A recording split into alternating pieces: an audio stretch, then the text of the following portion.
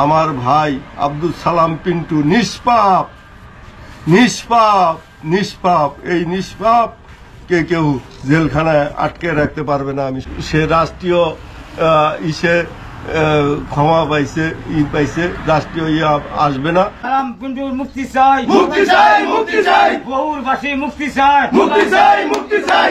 এটা হচ্ছে আমাদের টুকু ভাই, আমাদের জনপ্রিয় যুবদলের কেন্দ্রীয় সভাপতি, তার বাড়ি।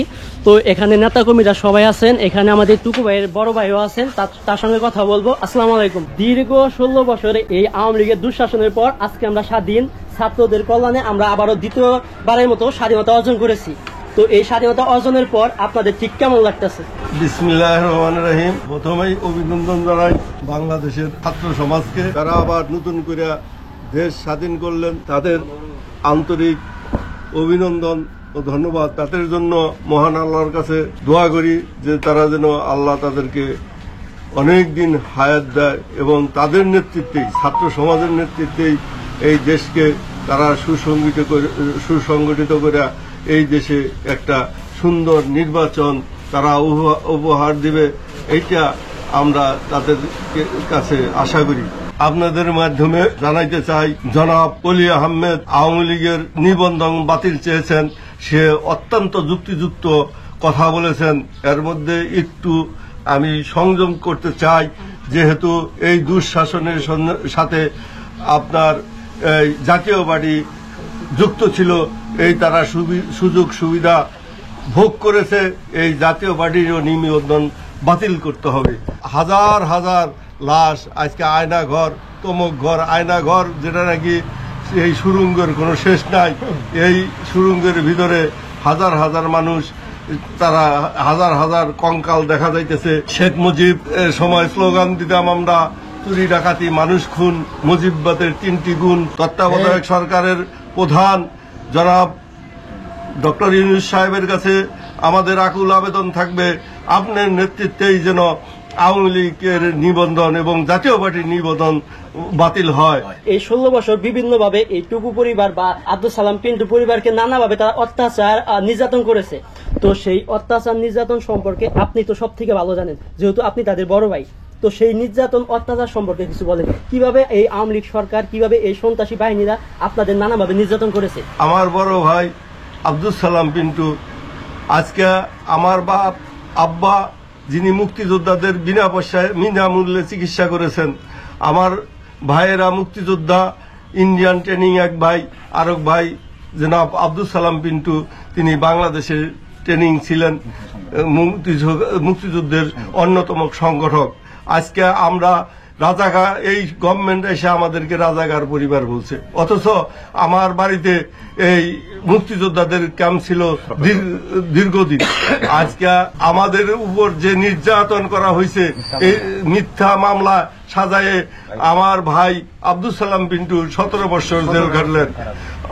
আর আমার সুলতান সালাউদ্দিন টুকু, আমার ছোট ভাই, একদিক দিয়ে জেলখানায় যায়, একদিক দিয়ে বাইরে, একদিক দিয়ে জেলখানায় যায়, একদিক দিয়ে বাইরে। প্রত্যেকটা মিথ্যা মামলা। আমি কোনো রাজনীতি করি না, আমাকেও কয়েকটা কেসের আসামি করেছে। 3টা ভাইকে 21শে আগস্ট গণেশ হামলার মামলায় আসামি করেছে, মিথ্যা এবং বাটোয়ার মামলা।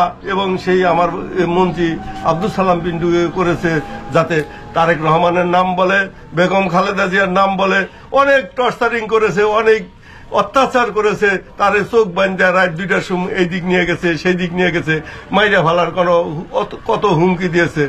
আমার ছোট ভাই সুলতান সালাউদ্দিন টুকুকে চোখ বান্ধা রাইতের অন্ধকারে বিভিন্ন জায়গায় নিয়ে গেছে, এই তুমি রাজনীতি বাদ দাও, তোমাকে রাজনীতি বাদ দিতে হবে।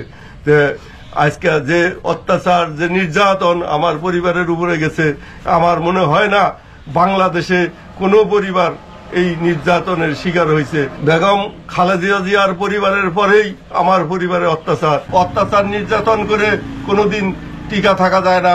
ফেরাউন পারে নাই, নমরুদ পারে নাই, কেউ পারে নাই। তার প্রমাণ দেখে গেলেন শেখ হাসিনা।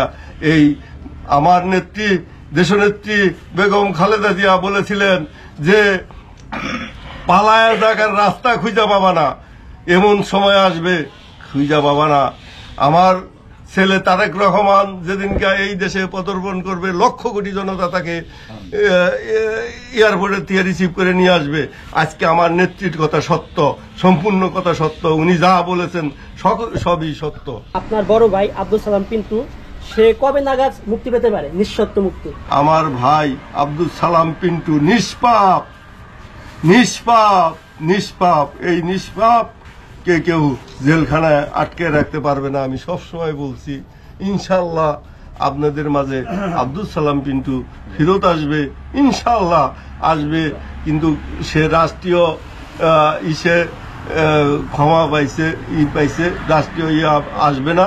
এখন আদালত কোর্ট বসলেই কোর্ট থেকে তাকে ছেড়ে দিবে, উনি চলে আসবেন ইনশাল্লাহ। মুক্তি চাই, মুক্তি চাই, সালাম ভাইয়ের মুক্তি চাই, মুক্তি চাই, মুক্তি চাই, সালাম ভাইয়ের মুক্তি চাই, জননেতা সালাম পিন্টুর মুক্তি চাই, মুক্তি চাই, সালাম পিন্টুর মুক্তি চাই, মুক্তি চাই, মুক্তি চাই, গৌরবাসী মুক্তি চাই, মুক্তি চাই, মুক্তি চাই, সারা বাংলায় মুক্তি চাই, মুক্তি চাই, মুক্তি চাই, মুক্তি চাই, মুক্তি চাই, সালাম ভাইয়ের মুক্তি চাই, সালাম পিন্টুরে আনবো, দেশের তালা ভাঙবো, জনগণ মুক্তি চাই, মুক্তি চাই, মুক্তি চাই।